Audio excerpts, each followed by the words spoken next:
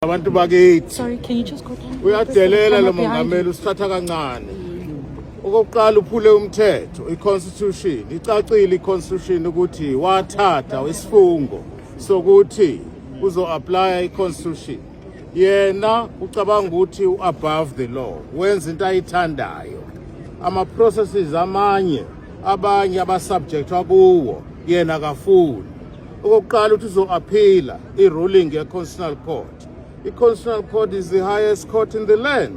Where is he going to appeal to? Which court can he possibly appeal to? These are the last kicks of a dying horse.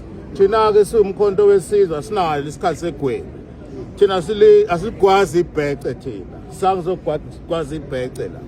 Asinaso isikhathi segwebu, ngeke silalele umongameli oyisigila mthetho othatha imali ayifihle ayifake phansi kwamadola angaboshwa aclearishwe uSARS aclearishwe iPP aclearishwe bonke abantu ama institutions awa controller.